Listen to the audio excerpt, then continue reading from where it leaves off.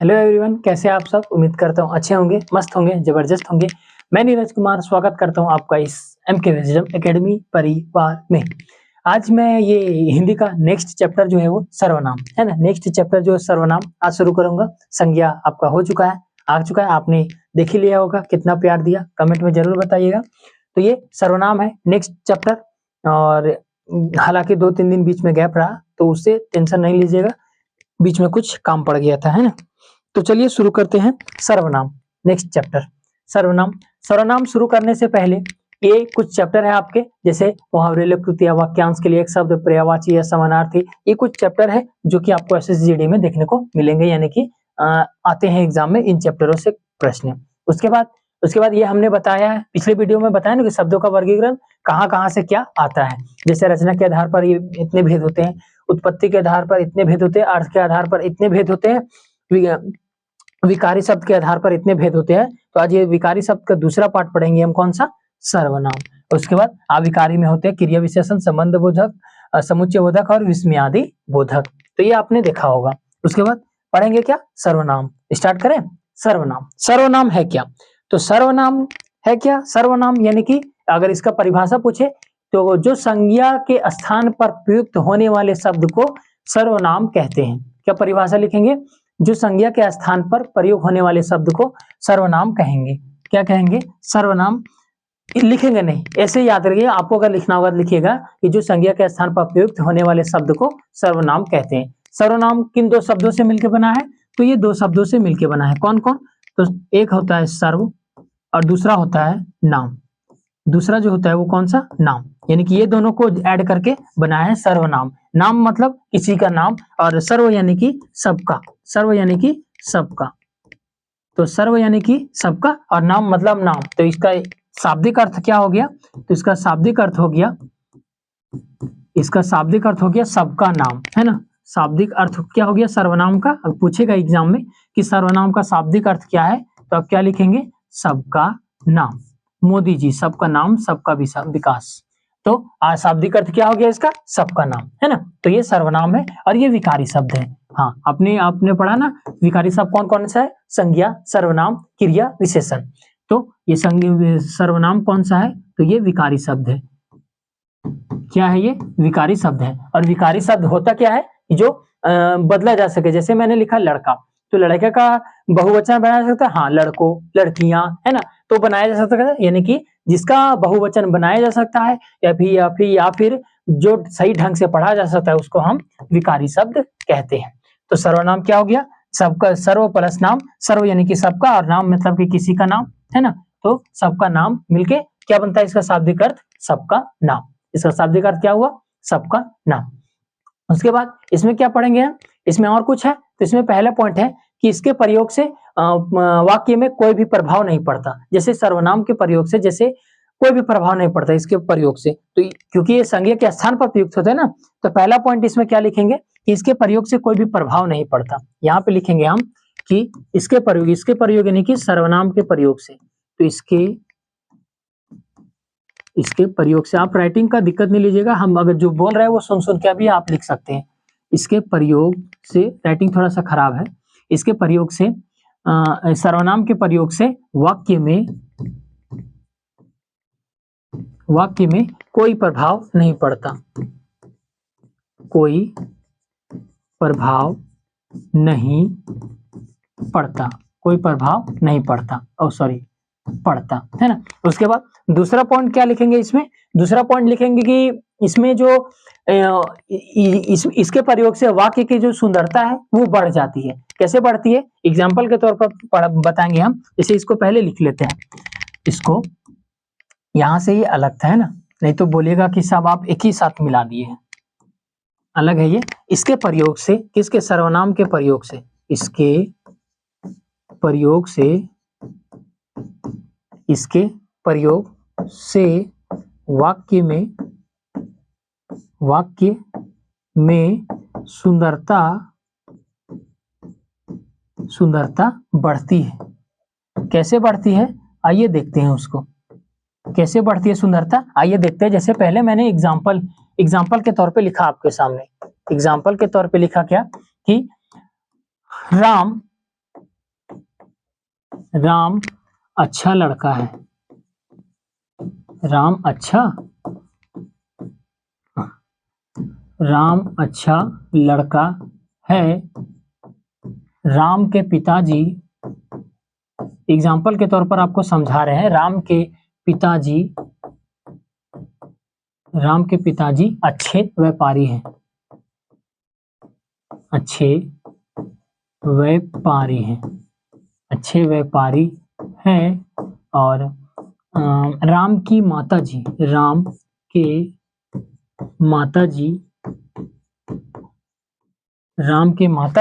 अच्छी गृहिणी है।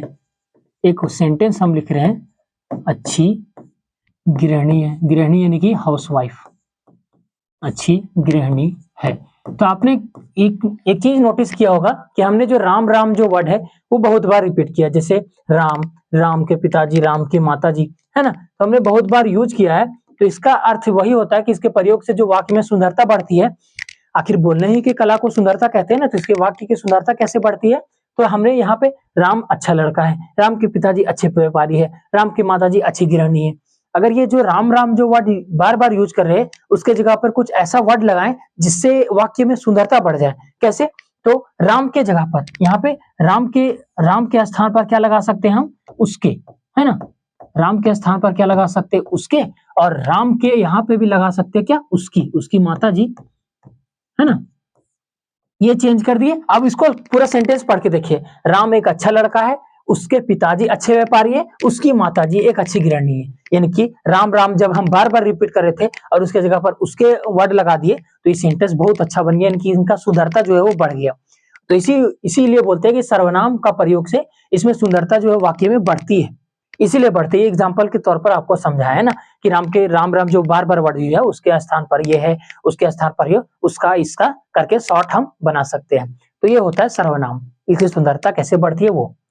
अब इसमें नेक्स्ट अगर पार्ट देखेंगे तीसरा, तो तीसरा आपसे पूछेगा कि इसमें मूल सर्वनाम कितने होते हैं। अगर आपसे पूछ दिया, जगह पे है, यहाँ पे है, अगर यहाँ पे तीसरा पॉइंट पूछ दिया कि इसमें मूल सर्वनाम कितने होते हैं, हाँ, इसके मूल सर्वनाम, सॉरी मूल सर्वनाम नहीं, मूल सर्वनाम कहने का मतलब सर्वनाम तो है ही, यानी कि इसमें हिंदी में मूल सर्वनाम कितने होते हैं वो, हाँ, हिंदी में मूल सर्वनाम कितने होते हैं। आपसे ये प्रश्न पूछ दिया तो, है ना, मूल सर्वनाम कितने होते हैं, आपसे ये प्रश्न पूछ दिया, ऑप्शन दे दिया, मान लेते हैं कुछ ऑप्शन दे दिया, ए दे दिया 6, बी दे दिया 7, सी दे दिया 11 और डी दे दिया 6। कुछ भी दे दिया आपसे, और 6 है ऑप्शन में, 6 है तो मान लेते हैं 8, कुछ भी आपसे ऑप्शन दे दिया तो बोलेगा मूल सर्वनाम कितने होते हैं।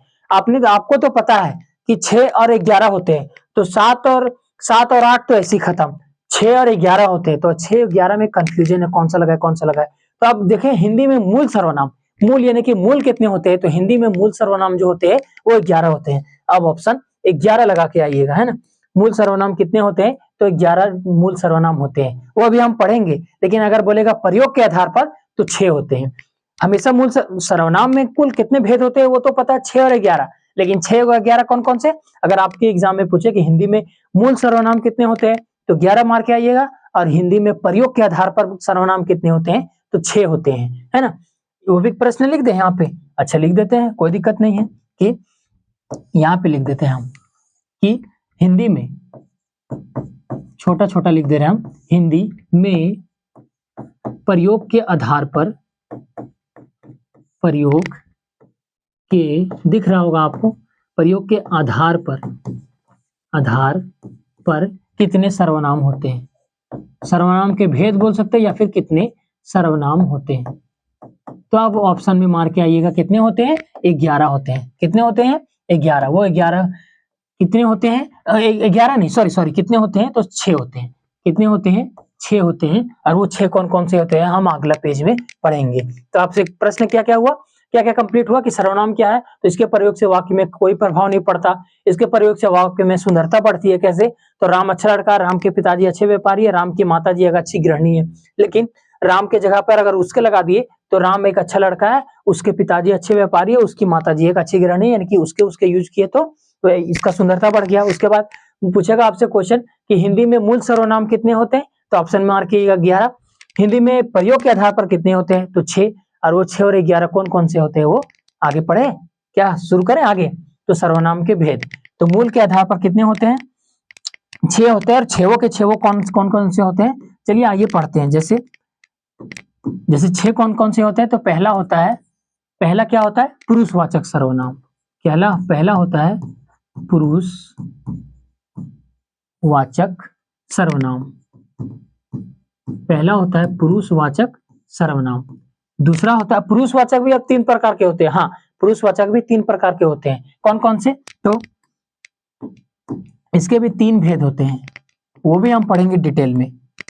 कौन कौन से होते हैं, तो पहला होता है उत्तम पुरुष। उत्तम, हमारा एक दोस्त है, उसका नाम भी उत्तम है, उत्तम पुरुष। दूसरा होता है मध्यम पुरुष।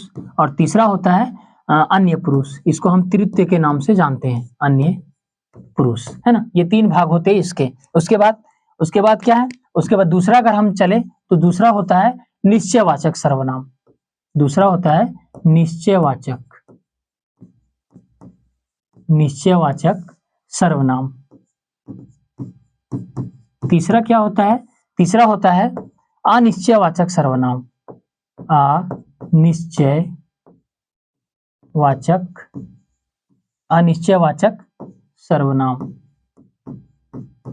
अनिश्चयवाचक सर्वनाम। चौथा होता है प्रश्नवाचक सर्वनाम, जिसमें आपको प्रश्न पूछेगा, प्रश्नवाचक सर्वनाम। ऐसा कॉमा दे दे चलेगा ना, कॉमा मतलब कि ये यहीं पे लिखा हुआ है।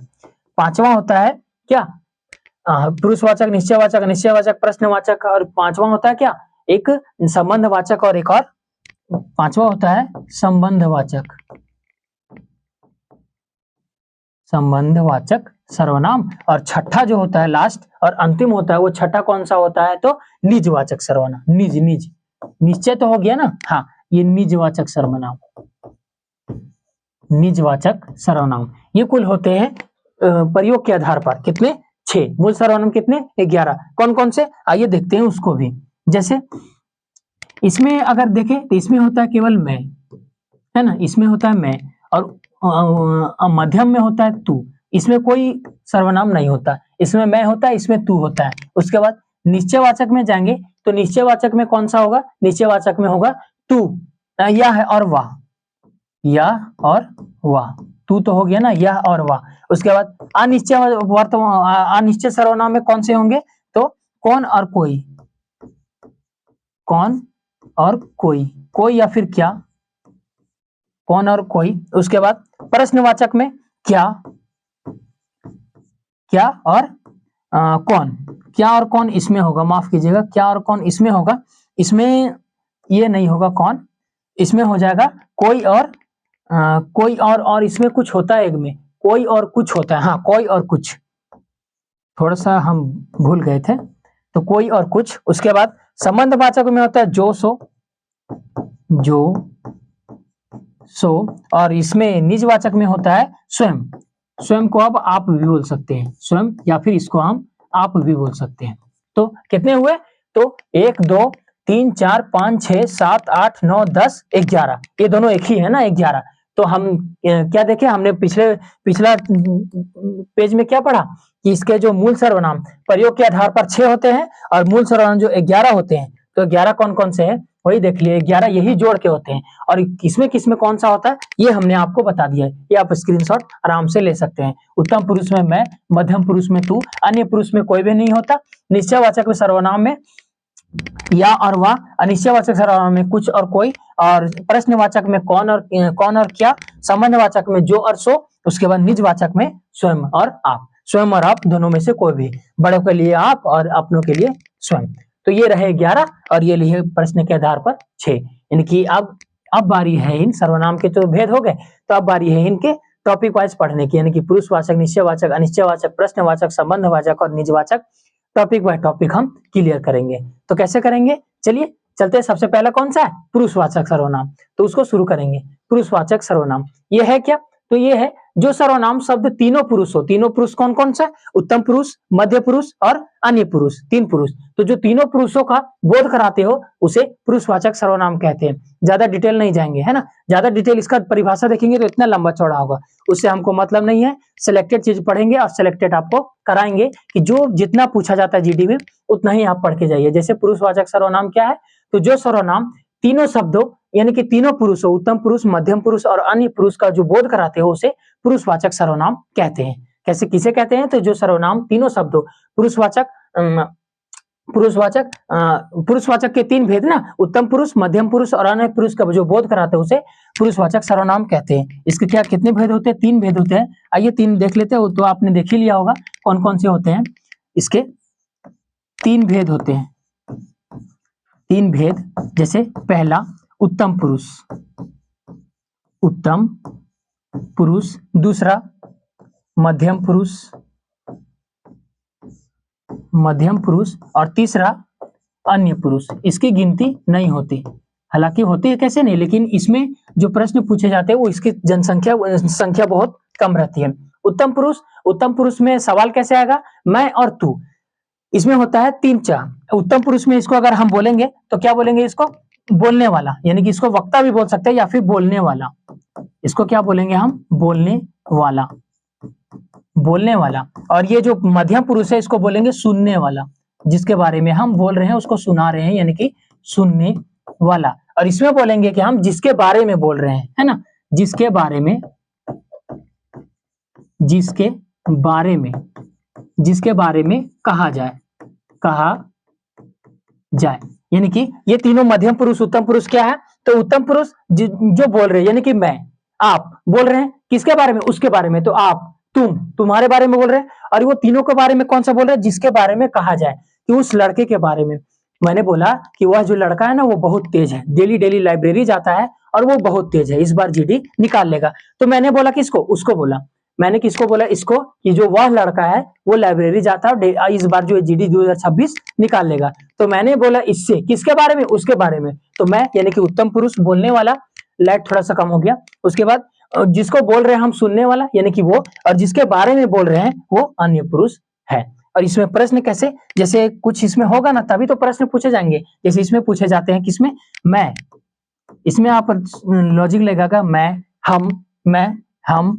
अगर इसको बहुवचन करेंगे तो हमारे, है ना, बहुवचन हम का करेंगे तो हमारे, यानी कि मैं, हम, हमारे, इस प्रकार पूछे जाएंगे। जैसे इसमें प्रश्न पूछेगा कि कल रात हमारे गांव में चीता आया था। हमारे यानी कि हम सबके, तो हम सबके यानी कि हमारे गांव में चीता आया था, तो वो किसमें होंगे? उत्तम पुरुष में होंगे। दूसरा, मध्यम पुरुष में कैसे प्रश्न पूछे जाएंगे? तो मध्यम पुरुष में जो सुनने वाला होता है, यानी कि जिसके बारे में जिसको सामने से बोल रहे हैं कि वह जो लड़का है वो बहुत तेज है, लेकिन जिसको हम बोल रहे हैं वो होगा मध्यम पुरुष। मध्यम पुरुष में जैसे आप, है ना, अगर बहुवचन आपका आप होगा, हम किसी अपने से बड़े को कैसे संबोधित करते हैं? आप कह के ना, तो आप हो गया। उसके बाद तुम हो गए, आप हो गया, तुम हो गए, है ना। उसके बाद और अन्य पुरुष में कैसे होंगे? तो जिसके बारे में बात करें, जैसे वे लोग बहुत कामचोर हैं, जैसे वे लोग बहुत कामचोर हैं। या तो फिर ये, वे, यहाँ पे जगह नहीं है, ये हो गया, वे हो गया। यहाँ पे दिख रहा है? कैमरामैन ध्यान नहीं है। हाँ, वे लोग, ये, वे, है ना, ये दिख रहा है, यानी कि अन्य पुरुष में ये हो गए। तो इसमें पुरुषवाचक सर्वनाम में कितने भेद होते हैं? तीन भेद। उत्तम पुरुष, मध्यम पुरुष, अन्य पुरुष। मध्यम पुरुष क्या है? बोलने वाला, जो बोल रहा है सो। इसमें प्रश्न कैसे पूछेंगे? मैं, हम, हमारे। उसके बाद मध्यम पुरुष जिसके सुनने वाला, आप, तुम। उसके बाद अन्य पुरुष क्या है? जिसके बारे में कहा जाए, जैसे वे लोग, ये, वे लोग कहाँ जा रहे थे? वे लोग झारखंड क्यों जा रहे हैं? ये क्यों आ रहा है यहाँ पे? इसको यहाँ से भगाओ, यानी कि जिसके बारे में हम बोल सकते हैं। तो ये हो गया पुरुषवाचक कंप्लीट। तो इसमें तीन भेद होते हैं, कौन कौन से? उत्तम पुरुष, मध्यम पुरुष, अन्य पुरुष। और ये तीनों के आपस में है। एग्जाम्पल के तौर पर अगर हम समझाएं तो एग्जाम्पल में तीनों का एक एक एग्जाम्पल लिखेंगे, तीनों का एक एक एग्जाम्पल लिखेंगे। जैसे मैं, सॉरी, थोड़ा सा राइटिंग इश्यू है। आप अगर हम मेरी बात अगर स्पष्ट सुन रहे हैं तो आप नोट्स बना सकते हैं। मैं कल पढ़ूंगा, कल से पढ़ूंगा, आज से नहीं, मैं कल से पढ़ूंगा। ठीक है, ये हो गया मैं, यानी कि मैं अपनी बात कर रहा हूं, तो मैं हो गया उत्तम पुरुष। उसके बाद दूसरा अगर लिखेंगे तो आप अंदर आ जाइए, आप अंदर आ आप अंदर आ जाइए। आप अंदर आ जाने की मेरे से वो बड़े हैं तो उसका मैं आदर कर रहा हूँ, यानी कि आप अंदर आ जाइए, तो ये हो गया मध्यम पुरुष। और तीसरा अगर बोलेंगे किसी किसी तीसरे के बारे में कि वे लोग सॉरी हाँ, वे लोग कहाँ जा रहे हैं, वे लोग कहाँ जा रहे हैं, है ना, वे लोग कहाँ जा रहे हैं, तो ये हो गया अन्य पुरुष, यानी कि किसी के बारे में जब हम बात करते हैं वो। तो ये हो गया पुरुषवाचक सर्वनाम कंप्लीट, जिसमें 3 भेद होते हैं, तीनों के एग्जांपल देके मैंने पढ़ा है। अच्छा लगता होगा कमेंट में जरूर बताइएगा, दिल फेंक के जरूर मारिएगा। नेक्स्ट कौन सा था? नेक्स्ट था निश्चयवाचक सर्वनाम। निश्चय, जो ये जो वर्ड देख रहे हैं आप, निश्चय यानी कि किसी निश्चितता का बोध कराता हो। इसका डिफिनेशन क्या है कि जो सर्वनाम शब्द पास और दूर, पास यानी कि पास मेरे पास रखा हो, दूर यानी कि दूर वाली वस्तु, तो पास और दूर किसी व्यक्ति या वस्तु की निश्चितता का बोध कराता हो, निश्चयवाचक सर्वनाम कहलाता है। जैसे मेरे पास गाड़ी है, मेरे पास घर है, मेरे पास बंगला है, मेरे पास माँ है। आपके पास है, मेरे पास माँ है, यानी कि वो पास वाली वस्तु। और दूर वाली वस्तु, दूर वाली वस्तु वह उसके पास एक गाड़ी है, तो उसके पास हम इशारा कर रहे हैं ना, तो इसको संकेत भी बोलते हैं। निश्चयवाचक को संकेतवाचक भी बोलते हैं। इसको निश्चयवाचक को हम संकेतवाचक भी बोल सकते हैं। इसको निश्चयवाचक को संकेतवाचक भी बोल सकते हैं। अगर आपके एग्जाम में आया प्रश्न में निश्चय ना देकर के संकेत दिया तो हड़बड़ाना नहीं है, ठीक है। ये संकेत भी कर सकता है, संकेत कि उसके घर गाड़ी है, उसके घर थार है, यानी कि वो इशारा कर रहे हैं ना, और इशारा उसके यानी कि वह दूर वाला हो जाएगा और पास वाला मेरे पास हो जाएगा। जैसे एग्जांपल देख के आपको समझाएंगे तो आपको क्लियरली समझ में आ जाएगा। कैसे, आइए समझाते हैं। जैसे इसको संकेतवाचक भी बोलते हैं। इसमें कौन से किस से प्रश्न किए जाते हैं? तो इससे प्रश्न किए जाते हैं यह और वह, यह और वह। यह जो है वो सामने वाला, यह जो है मतलब कि पास, यह पास के लिए करते हैं, और वह जो है वो दूर के लिए करते हैं। यह जो है पास के लिए और वह जो है दूर के लिए प्रश्न करते हैं। जैसे अगर मैंने एग्जाम्पल बोला कि यह मेरी पुस्तक है, एग्जाम्पल क्या बोला मैंने कि यह मेरी पुस्तक है। एग्जाम्पल पहला क्या बोला कि यह मेरी पुस्तक है, तो यह मेरी पुस्तक है। और बोलिए अब ये पास वाला है कि दूर वाला है, तो यह मेरी पुस्तक है। पुस्तक को दिखा के बोल रहे यह मेरी पुस्तक है, तो यानी कि यह जो है वो पास वाली वस्तु हुई। दूर वाली वस्तु कैसे होगी? तो दूर वाली, उसके पास बंगला है, उसके पास बंगला है, उसके पास बंगला है, तो ये दूर वाली वस्तु हुई, है ना। तो यह और वह अगर प्रश्न में मिल गए तो कौन से सर्वनाम होंगे? निश्चयवाचक सर्वनाम। यह और वह से समान, या फिर संकेत की ओर बताता हो कि उसके पास गाड़ी है, इसके पास घर है, इसके पास कुछ नहीं है, ये बेचारा गरीब है, इसको कुछ दे दो। तो जो संकेत बताता हो वो निश्चयवाचक सर्वनाम कहलाता है। आशा करते हैं कि ये भी कंप्लीट हो गया आपका, मतलब ये चैप्टर, ये निश्चयवाचक सर्वनाम जो है वो अच्छा लगा होगा। नेक्स्ट तीसरा है अनिश्चयवाचक सर्वनाम। अनिश्चय यानी कि अनिश्चय जिसमें निश्चितता का बोध है ही ना। जैसे निश्चयवाचक में किसी चीज का फिक्स है, यानी कि यह मेरी गाड़ी है, तो हम गाड़ी को दिखा के बोल रहे हैं कि यह मेरी गाड़ी है, यानी कि वो प्रूव कर दिया, हम प्रूव कर दिए कि वो मेरी गाड़ी है, वो मेरी गाड़ी है। लेकिन ये अनिश्चय में पता ही नहीं चलेगा। इसका डिफिनेशन क्या होगा, परिभाषा? तो जिन सर्वनाम शब्दों से किसी व्यक्ति वस्तु की निश्चितता का बोध नहीं होता हो, उसमें क्या होता है? निश्चितता का बोध होता है लेकिन इसमें नहीं होता, उसे अनिश्चयवाचक सर्वनाम कहते हैं। अनिश्चयवाचक सर्वनाम। और इसमें प्रश्न कैसे पूछे जाएंगे? तो कौन और क्या, कौन और कुछ, है ना, कौन और कुछ करके प्रश्न पूछे जाएंगे। जिन प्रश्न यानी जिन वाक्य में कौन और कुछ लगा होगा उसमें समझ लीजिएगा क्या निश्चयवाचक सर्वनाम है। अनिश्चयवाचक ये सर्वनाम है। कोई और कुछ, कौन की जगह कोई भी लगा सकते हैं, है ना, कौन की जगह कोई भी लगा सकते हैं। कौन जो हो गया वो प्रश्नवाचक हो गया, तो कौन की जगह कोई लगा लीजिए, वही ठीक है आपका। कोई, है ना, कोई हो गया और कुछ हो गया, है ना। तो एग्जाम्पल क्या लिखेंगे आप? अगर एग्जाम्पल लिखेंगे तो कैसे लिखेंगे अनिश्चयवाचक? जैसे लिखेंगे दरवाजे पे कोई खड़ा है। अगर पहला एग्जाम्पल क्या लिखे, पहला एग्जाम्पल क्या लिखे हम कि दरवाजे पर कोई खड़ा है। ओहो, दरवाजे पर कोई खड़ा है, एक मिनट, कोई खड़ा है। तो अब अब हम तो प्रश्न ये एग्जांपल ये है कि दरवाजे पे कोई खड़ा है, तो आपको पता है कि खड़ा है कोई? नहीं। यहाँ पे क्या लगा है वर्ड? कोई। और कोई खड़ा है यानी कि हमको नहीं पता है। जब हम गेट खोलेंगे तभी ना पता चलेगा कि कौन आया है, यानी कि हमको नहीं पता है दरवाजे पे कोई खड़ा है, तो ये कैसा हो गया? ये हो गया अनिश्चयवाचक सर्वनाम। और ये कोई और कुछ लगा के प्रश्न देता है। जैसे अगर हम दूसरा एग्जाम्पल दें आपको, तो दूसरा एग्जाम्पल क्या देंगे?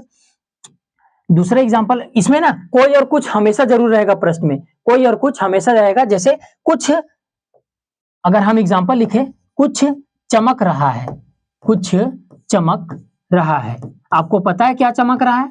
आपको क्या पता है? आप श्योर है कि क्या चमक रहा है? नहीं। बोलेंगे कोई है, कुछ है, यानी कि कुछ समझ में ना आ रहा है, यानी कि ये अनिश्चितता का बोध कर रहा है कि इसमें कुछ है ही नहीं। हमको तो ये पता है कि कुछ चमक रहा है, उतना दूर से हम देख रहे हैं कि ये जो फोटो है वो चमक रहा है, लेकिन हमको तो नहीं दिख रहा। उससे सामने जाएंगे तब पता चलेगा ना क्या है, सोना है या फिर सुबह सुबह वाला पीला। समझ गए आप कि चमकता, हर चमकने वाली चीज सोना नहीं होती। तो कुछ चमक रहा है, तो कुछ जो वर्ड है वो क्या है? अनिश्चयवाचक। ये कुछ चमक रहा है, तो हमको क्लियरली नहीं पता है कि क्या चमक रहा है, यानी कि ये हो गया अनिश्चयवाचक सर्वनाम, जिसका अनिश्चितता का बोध कराता हो, जिसमें निश्चितता का पता है ही नहीं, है ना। अनिश्चयवाचक सर्वनाम हो गई ये, कोई और कुछ लगा के इसमें प्रश्न देगा। उसके बाद नेक्स्ट अगर देखें तो प्रश्नवाचक, और प्रश्नवाचक देखें तो ये प्रश्न देख के आपको क्या लग रहा है ना? ये प्रश्न देख के आपको क्या लग रहा है? एक मिनट, अरे ये क्या हो गया? हाँ, ये प्रश्न देख के आपको क्या लग रहा है? प्रश्न मतलब आपसे प्रश्न पूछेगा, और प्रश्न क्या पूछेगा? कौन। इसमें अगर प्रश्न पूछेगा तो कैसे पूछेगा? जैसे प्रश्न पूछेगा तो पूछेगा आपसे कौन, उसके बाद पूछेगा क्या, उसके बाद पूछेगा कैसे, कौन, क्या, कैसे, ये तीन आपसे वर्ड देगा, उससे प्रश्न पूछेगा। जैसे कौन आ रहा है, कौन आ रहा है हमको नहीं पता। इसका डिफिनेशन क्या है? कि वे सर्वनाम शब्द जो प्रश्न कराने के लिए बोध कराते हो, जैसे प्रश्न पूछते हो, लास्ट में हमारा क्वेश्चन मार्क लगा रहेगा, आप समझ जाएगा ये हमसे प्रश्न पूछ रहा है। प्रश्न चिन्ह का स्थान यही होता है कि उसमें हमसे क्या पूछ रहा है? प्रश्न पूछ रहा है, हमसे प्रश्न पूछ रहा है। तो वे सर्वनाम शब्द जो प्रश्न कराने के लिए बोध कराते हैं वो प्रश्नवाचक संज्ञक सर्वनाम कहलाते हैं। कौन, क्या, कैसे, और कौन, क्या, कैसे, आइए देखते हैं कौन, क्या, कैसे से क्या एग्जाम्पल हमको पूछा जाता है। जैसे वह, जैसे अगर एग्जाम्पल हम लिखे पहला कि वहां, वहां कौन, वहां कौन खड़ा है, वहां कौन, वहां कौन खड़ा है, तो आपको पता है, वहां जाइएगा तब तो पता चलेगा कि वहां कौन खड़ा है। तो वहां कौन खड़ा है? एक मिनट, यहाँ पे प्रश्न, यहाँ पे प्रश्नवाचक चिन्ह होगा ना, तभी तो हमको पता चलेगा कि प्रश्न पूछ रहा है, प्रश्न जो है वो पूछ रहा है। तो वहां पे कौन खड़ा है हमको पता है? नहीं। कौन खड़ा है यानी कि हमको नहीं पता। दूसरा बोलेंगे कि कैसे, यानी कि आप रांची, एग्जाम्पल लिख रहे हैं आपके पास, आप रांची कैसे जाइएगा, कैसे जाइएगा। तो ये भी आपसे प्रश्न पूछ रहा है कि आप रांची जो है वो कैसे जाइएगा, बस से जाइएगा, ट्रेन से जाइएगा, या फिर पैदल जाइएगा, या फिर अपना पर्सनल गाड़ी से जाइएगा। तो ये जो कैसे वर्ड है ये भी प्रश्नवाचक चिन्ह का स्थान है। उसके बाद आप पूछे कि क्या वाला पूछे कि आपका नाम क्या है। तीसरा एग्जाम्पल पूछे जैसे कि आपका नाम क्या है, जैसे मेरा नाम नीरज कुमार है, उसी तरह आपका नाम क्या है। तो ये भी जो प्रश्न पूछ रहा है, यानी कि अगर लास्ट में दिख जाए कि क्वेश्चन मार्क लगा हुआ प्रश्न पूछ रहा हो, तो वो प्रश्नवाचक सर्वनाम का उदाहरण है। कौन, क्या, कैसे, है ना। कौन, क्या, कैसे, कौन, क्या, कैसे जो पूछता है वो प्रश्नवाचक चिन्ह का स्थान बताता है। मतलब ये कोड है कि कौन, क्या, कैसे जो वर्ड में लगा होगा वो प्रश्नवाचक सर्वनाम का एग्जाम्पल होगा। तो प्रश्नवाचक समझ में आ गया कि जिन सर्वनाम शब्दों से प्रश्न कराने का बोध होता है वो प्रश्नवाचक चिन्ह कहलाते हैं। उसके बाद नेक्स्ट चलेंगे, ये चौथा हो गया। पांचवा क्या है? संबंधवाचक सर्वनाम। संबंध से कुछ समाना, संबंध एक संज्ञा में था, समूहवाचक संज्ञा, समूहवाचक संज्ञा था एक संज्ञा में।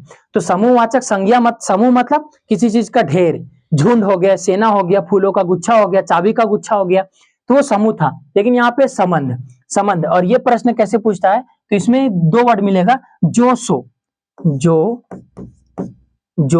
सो, या तो फिर एक और वर्ड मिलेगा जैसा, जैसा और वैसा, जैसा और वैसा। इस प्रकार का अगर प्रश्न मिले तो आप समझ जाइएगा कि संबंधवाचक प्रश्न हमसे पूछ रहा है, संबंधवाचक सर्वनाम से प्रश्न पूछ रहा है। इसका डेफिनेशन है, जो सर्वनाम शब्द किसी व्यक्ति वस्तु का संबंध बताते हो, किसी व्यक्ति या वस्तु का संबंध, व्यक्ति यानी कि तोर से ओकर में का लाग बजो यानी कि व्यक्ति से संबंध बताते हो तो वे संबंधवाचक सर्वनाम कहलाते हैं। कितना मिनट हुआ? 30 मिनट। तो हमको लगता है खत्म हो जाएगा, इसका पार्ट 2 बनाने का जरूरत नहीं है, कंप्लीट कर देंगे हम। तो वे जो सर्वनाम शब्द किसी व्यक्ति या वस्तु का संबंध बताते हो उसे संबंधवाचक सर्वनाम कहते हैं। और संबंधवाचक सर्वनाम कौन कौन से? जैसे जो, सो, जैसा, वैसा। अगर इसका एग्जाम्पल लिखे तो पहला अगर एग्जाम्पल लिखे तो क्या लिखेंगे कि जो सोएगा, जो सोएगा वह खोएगा। ये हालांकि एक तरह का मुहावरा है, जो सोएगा वह खोएगा, खोएगा। जो सोएगा वह खोएगा और जो जागेगा वह पाएगा। जो सोएगा वो खोएगा, जो जागेगा वह पाएगा। यानी कि जो और सो जो आया ना, जो सोएगा वो, अच्छा वो की जगह हम वह लिख दिए, सॉरी। हाँ, जो सोएगा वो खोएगा। तो जो और वो आया, ये हो गया क्या? संबंधवाचक। उसके बाद दूसरा अगर लिखेंगे जैसा तैसा, यानी कि इसको लिखेंगे जैसी करनी। आपने मुहावरा सुना होगा, जैसी करनी वैसी भरनी, जैसी करनी वैसी भरनी। ये अधिकतर एग्जाम्पल यानी कि ये मुहावरा पर यूज होता है कि जैसी करनी वैसी करनी। जो सो, जैसा करेगा वैसा पाएगा। जो बोएगा वही काटेगा, है ना? जो बोएगा वो काटेगा। जो सोएगा वो खोएगा, जो जागेगा वो पाएगा, जो पढ़ेगा वो नौकरी लेगा। आपका मेरिट लिस्ट में नाम तभी आएगा जब आप पढ़ेंगे। तो जो पढ़ेंगे, जो पढ़ेगा वही रिजल्ट देखेगा। तो इसमें प्रश्न संबंधवाचक में कैसे है कि जो, सो, जैसा, वैसा, ऐसे इस प्रकार का संबंध होता है। इस प्रकार से अगर संबंध क्वेश्चन पूछे तो वो संबंधवाचक सर्वनाम कहलाते हैं। ठीक है, नेक्स्ट ये 5वां हो गया। और अंतिम आपका सर्वनाम बचा है निजवाचक सर्वनाम। निजवाचक क्या है कि जिन वाक्यों में स्वयं, आप, खुद आदि शब्दों का प्रयोग किया जाता हो उसे निजवाचक सर्वनाम कहते हैं। यहाँ पे तो प्रयोग बता दिया आपको, स्वयं यानी कि अपने आप, खुद यानी कि हमेशा, मतलब अगर मेरे से बड़े हो तो वहां पे आप लगाइएगा, हालांकि अगर मेरे से छोटे हो तो वहां पे स्वयं, खुद, ये सब आदि शब्दों का अगर बोध कराते हो तो उसको निजवाचक सर्वनाम कहते हैं। निजवाचक सर्वनाम, इसमें 3 वर्ड कौन कौन से होंगे? इसमें तो 3 वर्ड यहाँ पे है, लेकिन यहाँ पे भी हम लिख दे रहे हैं, जैसे अपनी, उसके बाद फिर स्वयं, अपनी, स्वयं, या फिर आप। ये सब अगर वर्ड देके आपको प्रश्न पूछे तो आप समझिएगा कि निजवाचक। निज मतलब कि निजी, निज मतलब कि निजी यानी कि प्राइवेट, यानी कि खुद से, प्राइवेट बात। निजी नहीं बोलता कि प्राइवेट बात है, आप थोड़ा सा उधर चले जाइए, हमको इनसे प्राइवेट बात करनी है, सीक्रेट बात करनी है, तो वो निज बात करते हैं वो, यानी कि प्राइवेट। हम किसी वो प्राइवेट बात को दूसरे को नहीं बता सकते, यानी कि वो प्राइवेट है, सीक्रेट बात है, गुप्त बात है ना। तो वही होता है निज बात, कि वो अपने आप से, स्वयं से, मन से बोलते हैं, तो वो निजवाचक है। अगर इसमें प्रश्न पूछेंगे, क्या पूछेंगे? मैं अगर पहला अगर एग्जाम्पल देके आपको समझाए कि मैं इस काम को, जैसे पहला अगर एग्जाम्पल लिखे क्या, तो मैं इस काम को स्वयं करूंगा, मैं इस काम को स्वयं करूंगा। तो ये वर्ड कौन सा आया? स्वयं वाला, स्वयं तो आया ना कि मैं इस काम को स्वयं करूंगा। और स्वयं कौन सा वर्ड होता है? तो निजवाचक सर्वनाम, अपने, आप, स्वयं यानी कि खुद ब खुद, मतलब खुद से ये प्रश्न पूछे तो समझ जाइएगा आप ये निजवाचक सर्वनाम है कि मैं इस काम को स्वयं करूंगा, यानी कि इतनी मेहनत में इस बार इतनी मेहनत करूंगा कि मेरा जो नाम है वो मेरिट लिस्ट में आ जाएगा, 160 में 160 लाएंगे। उसके बाद अगर दूसरा एग्जाम्पल देखें तो दूसरा में क्या लिखेंगे? मैं और खुद से, ना, मैं और खुद से क्या लिखेंगे? तो मैं स्वयं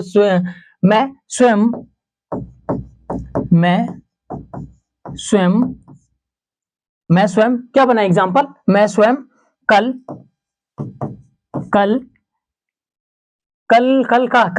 कुछ भी लिख देते हैं, कल ट्यूशन जाऊंगा, कल से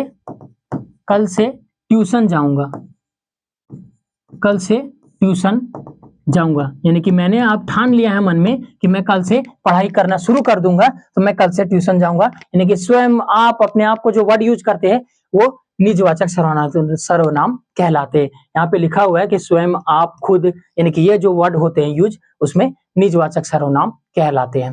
यानी कि ये हमारा कितने सर्वनाम होते हैं? अगर आपसे पूछे हिंदी में मूल सर्वनाम कितने होते हैं तो आप मारेंगे 11, और बोलेंगे अगर प्रयोग के आधार पर कितने होते हैं तो 6। और वो 6 कौन कौन से होते हैं? तो पहला कौन सा था? निश्चयवाचक, अनिश्चयवाचक, पहला था पुरुषवाचक, पुरुषवाचक के 3 भेद, उत्तम पुरुष, मध्यम पुरुष, अन्य पुरुष। उसके बाद दूसरा था निश्चयवाचक, तीसरा अनिश्चयवाचक, चौथा प्रश्नवाचक, पांचवा संबंधवाचक और छठा निजवाचक। ये पांचों के छेवों के छेवों मैंने सर्वनाम कंप्लीट करा दिए हैं। उसके बाद इससे कुछ रिलेटेड प्रिंटेड क्वेश्चन यानी कि लिखा हुआ प्रश्न है जो आपको इन सर्वनामों से संबंधित मिलेगा, जबकि एग्जाम्पल के तौर पर वो प्रीवियस भी ईयर भी हो सकता है और अपने आप से पूछा हुआ प्रश्न भी हो सकता है। जैसे पहला प्रश्न है, सर्वनाम का शाब्दिक अर्थ क्या है। हमने पहला पेज में मैंने पढ़ाया था कि सर्वनाम का शाब्दिक अर्थ क्या है ना। सर्वनाम का शाब्दिक अर्थ क्या है, तो मैंने पहले ही बताया था कि सर्वनाम का मतलब ये 2 शब्दों से मिलकर बना होता है, एक सर्व और प्लस दूसरा नाम, यानी कि नाम मतलब नाम और सर्व मतलब सबका। सर्व मतलब सबका और नाम मतलब नाम, यानी कि जो सबका नाम बताता है उसको शाब्दिक अर्थ।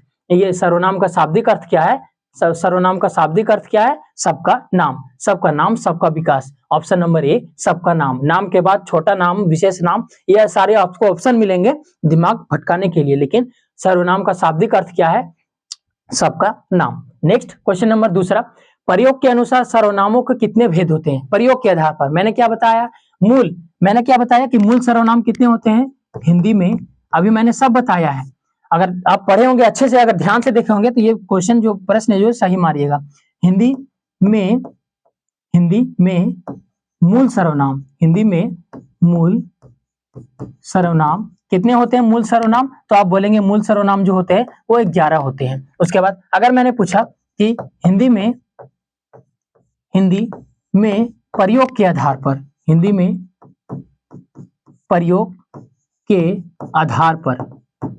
प्रयोग के आधार पर कितने होते हैं, तो बोलेंगे आप 6 होते हैं। और आपसे क्या पूछा है कि प्रयोग के आधार पर कितने होते हैं, तो 6 होते हैं, ऑप्शन नंबर पहला। और हमेशा तो यही पता है कि 6 होते हैं और 11 होते हैं।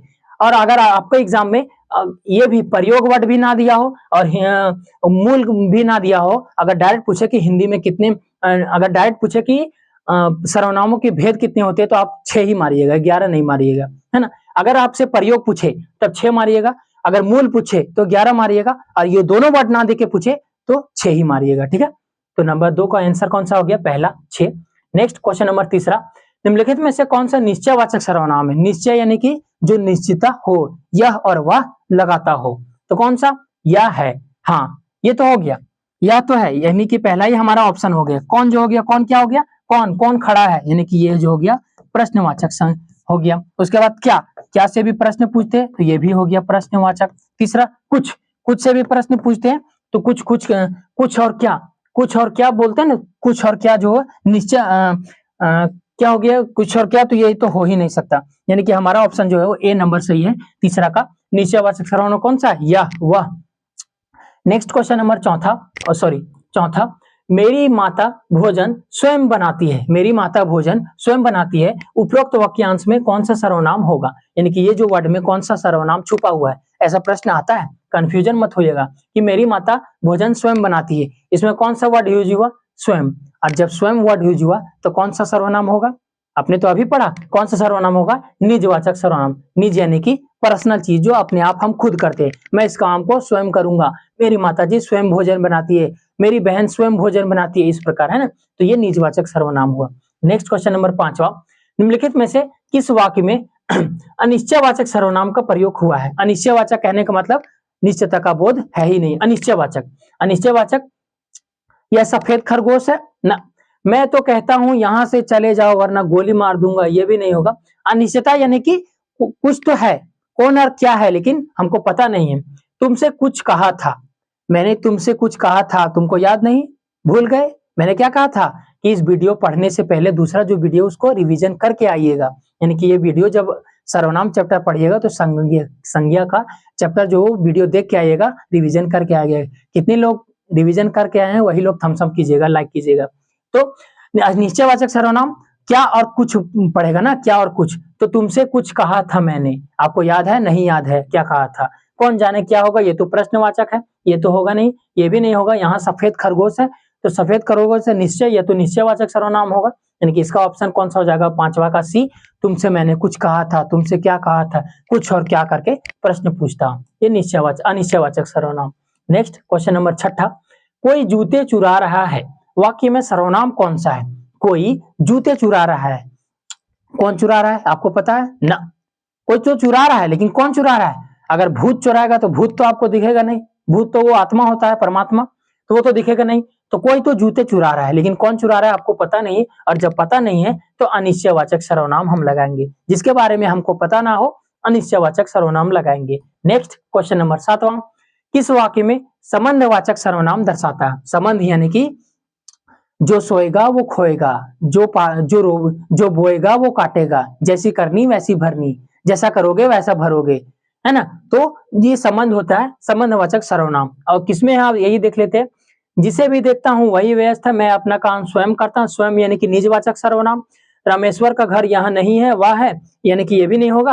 रास्ते में कुछ खा लेना, रास्ते में कुछ खा लेना संबंधवाचक है ना, यानी कि इसका पहला ऑप्शन सही है कि मैं अपना काम स्वयं स्वयं सॉरी ये नहीं होगा, यानी कि जिसे भी देखता हूं वो व्यस्त रहता है। जिसे, वह, यानी कि ये दोनों जो वर्ड है वो क्या दर्शाता है? वो दर्शाता है कि संबंधवाचक, जिसे भी देखता हूं वही व्यस्त है।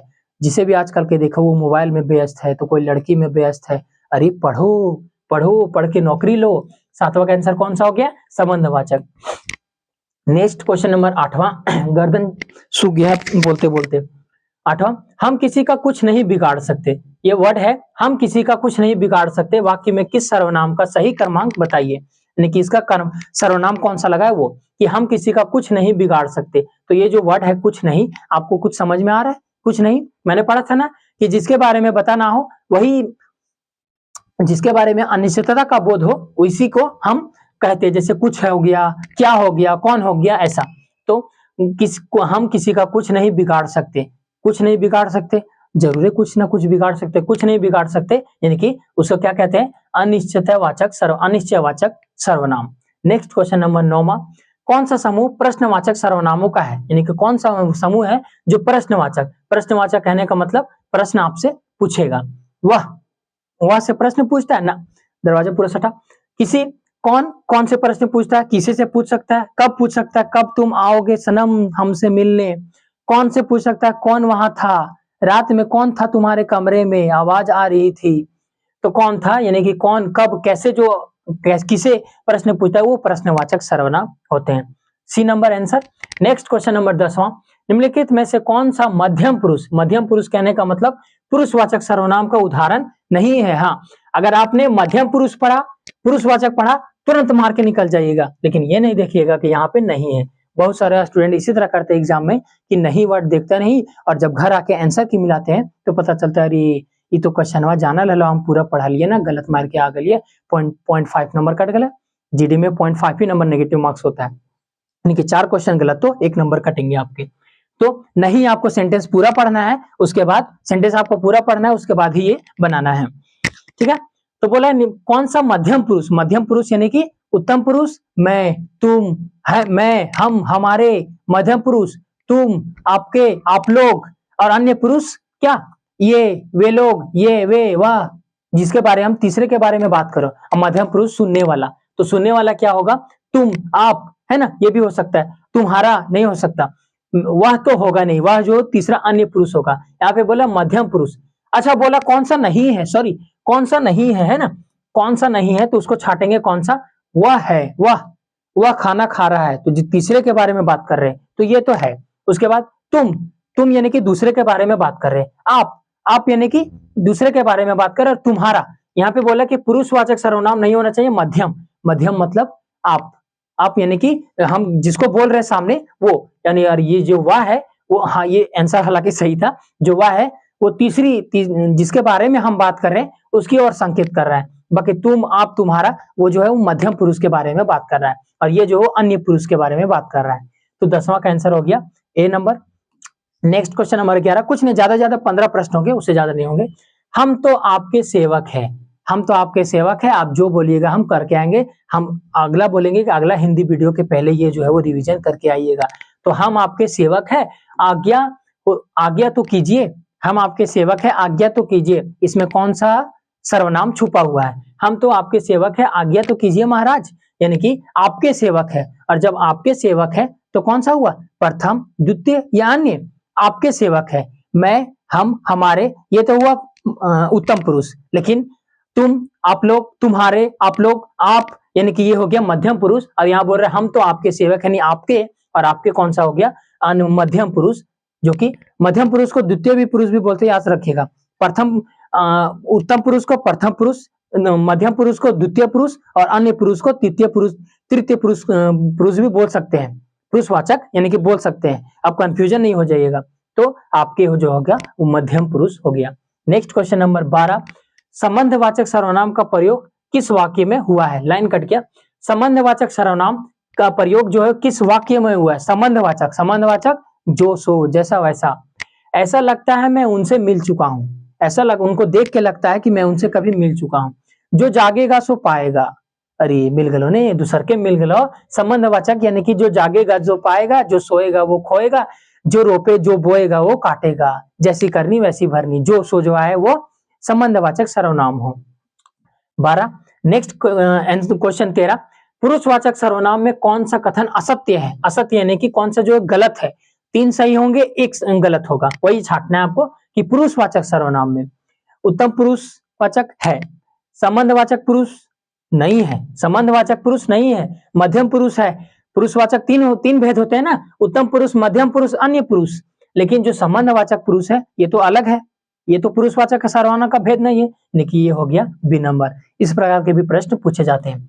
नेक्स्ट क्वेश्चन नंबर 14, किस क्रम में निजवाचक सर्वनाम नहीं है? नहीं वर्ड याद रखिएगा, निजवाचक सर्वनाम नहीं है। निज यानी कि किसी का पर्सनल चीज, पर्सनल चीज, जैसे किन किन का नाम सूची में नहीं आया, वह अपने आप ही विद्यालय गया, वह अपना काम स्वयं किया, वह स्वतः समझ जाएगा। यानी कि आपसे क्या पूछा कि निजवाचक सर्वनाम नहीं है, तो इसमें से 3 निजवाचक होंगे, कौन कौन से? जैसे दूसरा देखेंगे आप, तो वह अपने आप, वह अपने आप यानी कि वह अपने आप विद्यालय गया, यानी कि अपने आप यानी कि स्वयं का काम किया, निजवाचक, ये निजवाचक है। दूसरा, मैं अपना काम स्वयं करता हूं, तो स्वयं करता हूं ये भी निजवाचक सर्वनाम है। वह स्वतः समझ गया यानी कि अपने आप समझ गया, यानी कि ये भी निजवाचक सर्वनाम है। तो ये जो पहला ऑप्शन है, किन किन का नाम सूची में नहीं आया, मेरिट लिस्ट में नहीं आया, वे लोग अगली एग्जाम 2026 का तैयारी कर सकते हैं अभी से। तो किन किन का नाम सूची में नहीं आया, वो हो जाएगा निजवाचक सर्वनाम जो है वो नहीं है। नेक्स्ट क्वेश्चन नंबर 15, शायद कमरे में कोई छिपा है। अरे देखो तो पलंग के नीचे कोई छिपा है। हम अगर ड्यूटी जाते हैं तो तुम खेल रचती हो, लड़की धोखेबाज होती है। शायद कमरे में कोई छिपा हुआ है, इस वाक्य में रेखांकित शब्द क्या है? अच्छा रेखांकित नहीं किया है, तो रेखांकित शायद होगा यहीं पे। तो रेखांकित कहाँ है? शायद कमरे में कोई छुपा है, तो ये जो कोई वर्ड है ना वो रेखांकित किया हुआ है। जैसे हो सकता है भूल गए होंगे रेखांकित करना, तो इस वाक्य में रेखांकित शब्द क्या है? कोई, कोई छिपा है। हम तो आपको बोल रहे कि कोई छिपा है, लेकिन आपको पता है कौन छिपा है? आपको पता है, लेकिन हमको पता है? हमको नहीं पता, हमको नहीं पता कि कोई छुपा है कौन नहीं छुपा है। यानी कि कोई जो वर्ड है वो कैसा होगा? तो अनिश्चयवाचक सर्वनाम होगा कि कौन है हमको नहीं पता। निश्चयवाचक तब होता, निज, ये तो निज है। निश्चयवाचक तब होता जब हमको आप पता होता, उसके निश्चयता का बोध कराता हो, तो उसे निश्चयवाचक सर्वनाम कहते हैं। लेकिन अनिश्चयवाचक, जिसको कोई क्या किसके बारे में बताया उसके बारे में हमको नहीं पता है, तो वो अनिश्चयवाचक सर्वनाम लगाते हैं। तो ये हुआ आपका आज का सर्वनाम टॉपिक कंप्लीट। 50 प्लस हो गए मिनट, तो लगभग 50 मिनट होने को चला है, 48-47 मिनट। तो ये सर्वनाम आपका हो गया कंप्लीट। ये आपका पीडीएफ जो है MK Wisdom Academy channel, Telegram channel है, वहां पे मिल जाएगा। आप इधर उधर भटके नहीं कि पीडीएफ कहाँ मिलेगा, ये वो सब कुछ मिल जाएगा।